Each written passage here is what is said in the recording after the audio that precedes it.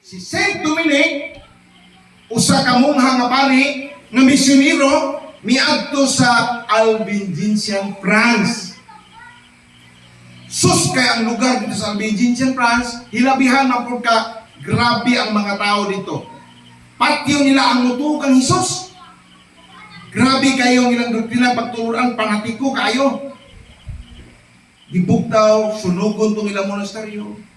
O, taliwala sa pagpuasa, pag-antos ni Saint Dominic. Naluya siya. O, nagpakita kaniyang mahal na Birheng Maria. Dominic, baro. Nabuhion naga-lupog naman sa tungkol sa kaluya. Gihatag ni Santa Maria ang Rosario. Pray the angelic prayers. Ano na nasa Lucas? Maghimaya ka Maria, puno ka sa grasya. Sugod na, 12:08. Mo ng mga tuigan, makita ang mahal na Birheng Maria ni San Agustin. Apay, dili si San Agustin mo inanabi. Dili si San Agustin mo inanabi nga, nagpakita na ko si Mama Mary. Dili. Ang nanabi, ang maong pari, nga si Santo Alan de la Rossi. Santo Alan de la Rossi. Nangaday Santos Alan. Karon, nagdisbusyon siya, pari na siya, sa Rosario, niundang, o ang mahal na Birheng Maria nagpakita kaniya. Nganong imo manggiundang ang pagdibusyon sa Rosario? Lipahamtangan siya sakit. Ug naayo siya, o iyang gisaad nga magdibusyon siya. Ug ang mahal na Birheng Maria nagpakita, ako ang nagpakita ni Saint Dominic, Santo Domingo. Ug misaad ko, kadtong magdibusyon sa Santos nga Rosario, dunay 15 kasaad. Kining inyong gikaistorya, ang akong kinagapahang asawa dito sa Sumpulan, may lain, nagwarang asawa dito ha. Dili Katoliko. Sahiran mo na ko. Nataw siya nga dili Katoliko. Unya, wa na ko daoga sa bisag unsa sa Rosario na ko kidaog na humok ang kasing-kasing sa unsa. Buot na kong ipasabot nga ang mga vices daghan ko gipangalyo ko giampo gidebosyon petisyon kantos ka Rosario gitabangan to ni Mama Mary. Mga ginikanan na inyong mga anak kanunay yung taon pag Rosario kay mauni panawagan sa atong mahal na Birheng Maria pag Rosario. Ayaw na mo anang balik-balik. Sabi lang. Rosario lang yun. Taimtim lang yun. Rosario. Naana ni libruha ang 15 kasaad. Hindi na lang kumatagsa-tagsa.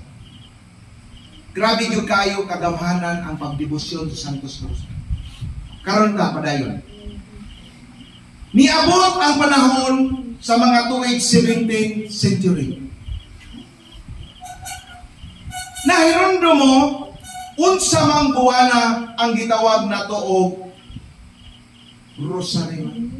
October. Ganong October man. Ansa? May. Ay, May. October.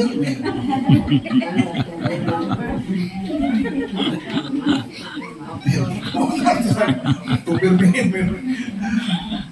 Eh? Sa ato pa, ato ma-enlighten karon nga ni ata karon nagpalibot, daghan day tagikuwangon nga doktrina nga ako kani adto dili ko may umunsa hilaw-hilaw jud kong Katoliko. Buot pasabot. Grabe ka sabat-sabat ra baway sabot-sabot. Akong baga Katoliko. Tingali gituyo sa Ginoo, itagaan ko niya o kaalam na akong gipangayo niya, grasya, nga makapasundayo, makapaambit ko sa iyahang mga pagtulunan. Nganong Oktubre, mauli na hitabo sa Batolor, Lipanto. Si Pope Pius VI, siya mao'y nag-inon. Ang tubag sa maghimaya ka Maria, butang na natuog Santa Maria, inahan ka sa Diyos, iampo mo kami magkasasala. Kaya mamatay naman sila. Karon og sa oras sa among kamatay. Battle of Lipanto na. Kanang Lipanto, sakupon, usa na kadapit nasod ba? Sa province na siya sa Italy. Sakupon sila sa mga Turkish. Sakupon, Ilugon. Sapagkat tinuod, lupig gid sila ang taga Lipanto. Tungod kay ang mga sundalo dito, gamay, kontra sa ginaganon sa taga Turkey. Kanang Turkey, Muslim. Karon, Ilugon. Mga Muros. Ilugon ang maong probinsya. Ilugon. Battle of Lipanto. Ingon ang sa ito, Papa, mag-ampo ka. Karon, ang nahitabo, tuig 17 duha ka tuig gubat ha, dili usa ka tuig, dili usa ka buwan, duha ka tuig ka gubat. Kay bawo mo kung sa hitabuan. Ang mahal na inahan Birheng Maria mitabang ang Turkey karon Katoliko naman ha, although dili tanan. Ang mga Muslim, mga Muros mao'y mihatag og testimonyo nganong nalupig sila. Dunay dako kayong babae na espada nga gidaan nga piting dakuha. Sulaw kaayo. Di makikita. Nadakpan sila, priso. Sila mo'y may testimonyo. Ugani silang tanan nga nadakpan na convert pagka-Christian. Palakpakan na ito. Abi ninyo, dili na mythology ng Battle of Lipanto. Kung naay santo ninyo sa Cebu Mactan, mao na'y legend dito nga nagpanghitabo. Mao nang naatay October 7, Rosary Month. Ano, apil-apilon man taning Pilipinas, layo raman ta. Ang pangutan. Tungod kay dili na to ikalimot sa tagsa-tagsa na to ka mga ginikanan nga aniya karon. Kada adlaw na aputay gubat, batol sa atong inadlaw-adlaw nga panginahanglan sa atong kalisod sa mga pagsulay. Mao ni naay rosaryo. Batol sa matag adlaw sa atong kinabuhi. Rosaryo. Kini niyo gikaistorya pagpadong lang og rosaryo. Dili na kay panghambog at rosaryo ko. Pero mag-rosaryo ko, kikakok kani katabang nako. Nakabalik ko Katoliko tungod ani rosaryo. Dili man ni panahon sa pagtestimonya kamo. Tungod kay dako ko kalabigitan sa tibuok na kong pamilya natubag ang pangalipok sa sibibusyon kantos. Gisaad sa mahal nga Birheng Maria nga kadtong magbibusyon sa rosaryo, kadtong nangahinti sa santos nga rosaryo, nagpahibalo saad ko. Dili ko siya ibutang sa kapait na kamatayon. Dili siya mahitig pawat sa kalayo sa ito.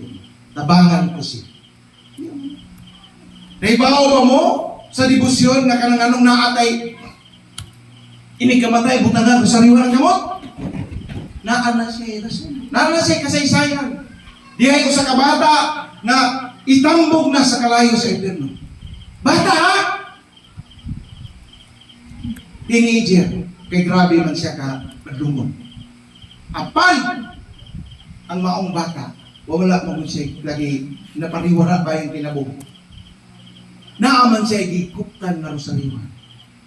Giingnan sa mahal nga Birheng Maria ang Ginoo. Giingnan. Dili pa dahil usa ka maayong buhat ang iyang pagbitbit sa rosaryo. Wala maimpirno ang bata dito sa purgatorio. Wala yung na kita mamatay, pagbitbit yung rosaryo. Ang problema, kay katong bitbit o kasara magkamatay kay dili mag-rosaryo. Dito sa ospital, giuli na, hindi matutong rosaryo, nagahin, nagkamot, diba, naanak na, lungi yung gamay, lungi. Pero isok-sok ito rosaryohan. Mati ba na? Ini para paglubog eh. Bukto. Lungi na na. Dili, kasi ito ko sa bukto ko na hinog sakot. Ako lagi pagkapilang gamay nga, ayaw ito bukto ha? Sumpa nga daw. Sumpa, ayaw bukto ay. At least itong nataas ng gamay ha. Bitabi ha sa mga naghimo na ayaw itong bugtua. Wala na siya kalambigitan. Okay? Padayon ta. Karon. Pag-abot sa January 19 January. Mayo 13, 1917. Unsa may nakita mo? Nagpakita ang mahal nga Birenza dito sa Portugal. Pati. Mayo 13. Tiaw na. Mayo 13. Ang Birheng Maria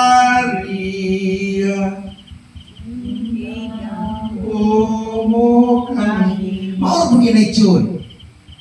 Ave, Ave, Ave Maria.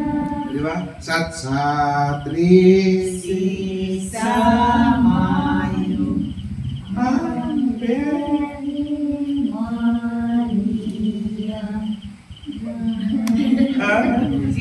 Ko, wait, mau ka Trisi? Ayaw na ko kay Trisi. Bigris sa parong ko. Why ka lang bigitan? Oh, dili na bad number. Why bad number sa why dili nga na? Oh, dili ko naman. Oh, dili na siya mama. Wala na hinala nga superstitious na. Ako lang apila na si Jan. Numero na sa matumal nga bili nga magpakita si Jan. Tungod kay ang dragon di nga na Trisi. Pati mo na? Sakay-sakay mo sa mga pagano. Karon, kapila man siya nagpakita. Kaunom, unsang buwan na katapusan ng pagkita? October 13. Mao na nga sa October 13, takop ana sa ato ang dian sa kapista. Matay mo na? Mao na nga tumal nga rin. Abi ninyo, kapin sa 42,000 ka mga tao dito sa Fatima. Ang kanang 42,000 nga tao ako mo sayra dito sa Fatima. Mga out of 100, inunod sa 42,000, 200 ra ka buo Katoliko. 40 ana, puros na mga Muslim area man ng Portugal. Apan ang maong mga tao sa 42,000, hurot o kakambert pagka-Kristiyano. Grabe kayo milagro, piting uwana, kusog kayong uwan. Mingo mga gingnal mga mahal nga Birheng Maria sa tulo ka mga bata. Kasi tulo ka bata? Si Jacinta, si Francisco, si Lucia. Si Lucia may katapusan nga nabuhi. Gingnal man siya na. Ang atong Ginoo magpakita og milagro sa tanang mga masakiton iya ngayon. Basta maadto sila maghinulsol. Ang panawagan maghinulsol sila mga sa. Dito itaon katong mga masakiton, cancer,